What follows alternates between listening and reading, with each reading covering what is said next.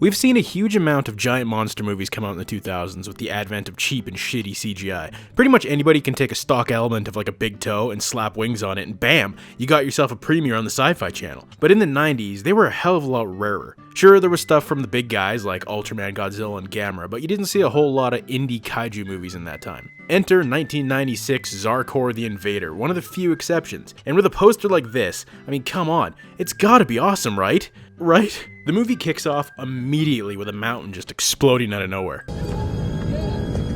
What he tells me. What's that?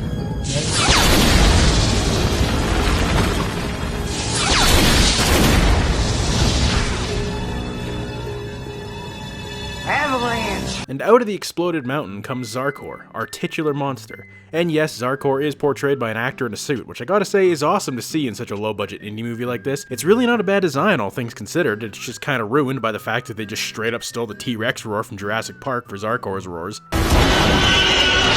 Now, I wouldn't blame you for thinking this was going to be a great movie. I mean, come on. Big-ass monster busts its way out of a fucking mountain less than 3 minutes into the movie. Oh, you sweet, naive child, you. We then jump to a random postal worker dude in his apartment just chilling when suddenly a Mothra twin dressed like a mall tramp appears on his table. She's obviously not a Mothra twin, but come on, it's pretty clear where they came up with this original concept. She goes on to explain to this guy, whose name I completely forgot, honestly, that he has been selected by her race of advanced life to single-handedly defeat Zarkorr and save the human race, because Zarkorr was placed on Earth by her people as a test. So it's kinda like shitty Predator.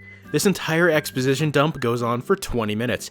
No joke, this entire 20 minutes is nothing but sheer, boring, ball-numbing exposition. What you are hearing now from behind me is the sound of that animal as it moves through the center of town, literally knocking buildings down as it advances.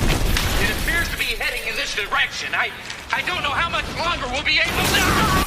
Oh no! Maybe if you could clearly see where it was, you should have picked a better place to stand, and then you wouldn't be dead. After 20 minutes of apartment bullshit, we jump to the news station where our hero breaks into the building so he can talk to a world-famous paleontologist, which is exactly what you want when you're dealing with a fucking alien and not something from the Earth. A paleontologist. So, our hero, keep in mind, takes the woman hostage at gunpoint, and then we get about another 20 minutes of a hostage standoff. Man, you'd almost forget this was supposed to be a goddamn monster movie at this point.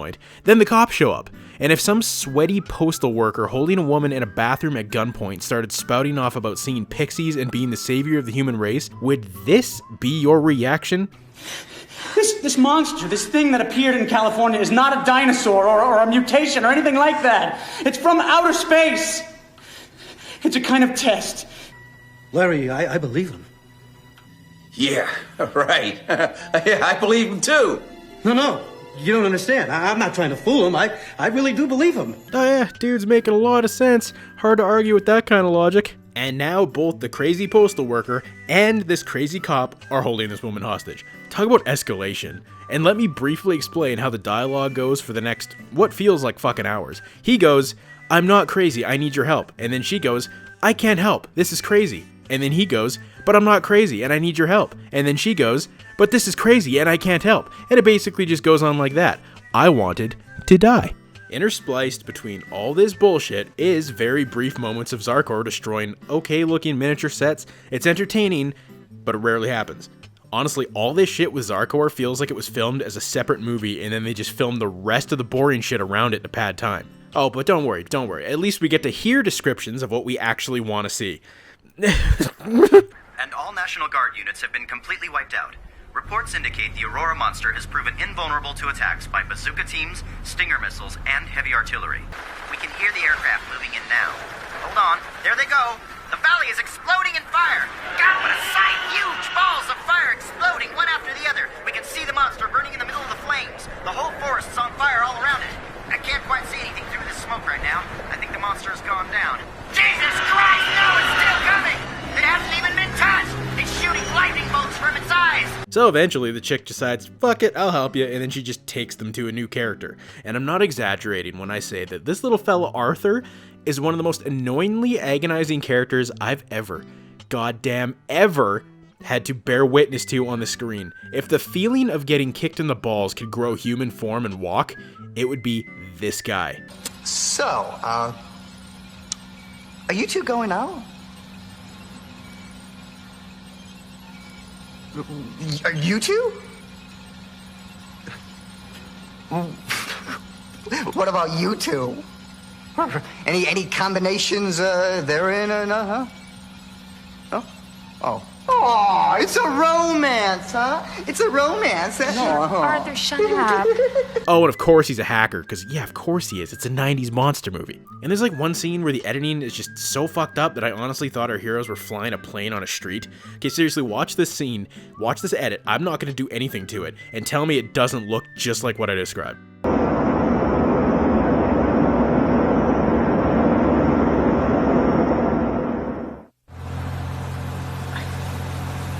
Get this global positioning thing to work.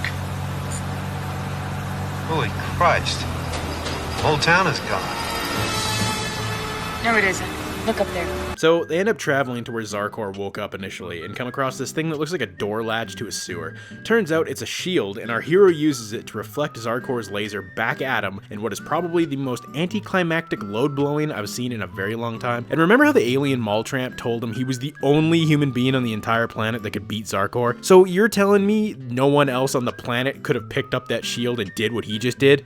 Okay. I really don't know what I was expecting, considering this was produced by Full Moon Entertainment. They were basically the asylum of the 90s. It's stupid because the foundations for something decent were actually here. They had a rubber suit monster design that didn't look like complete ass, and access to decent looking miniature sets. So why did all that good stuff consist of maybe 5 total minutes of what is a 1 hour and 20-minute movie?